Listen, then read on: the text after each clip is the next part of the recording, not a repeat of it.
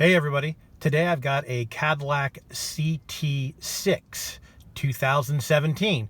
This is how you reset the oil light. It's real simple. You can do this one either running or off, so go ahead and step on the brake and start the car up. And right now, we're waiting for the dash to come up. Here's the dash. As you see, it says change oil soon now. And if you notice, it's red and highlighted. So now on the steering wheel, you press the select button, it'll go that way. So what we need to do is we need to get over onto this gauge here. So you take and you press your buttons over, and now we're on this gauge. Now you scroll up and down with the arrows until you get to the oil life.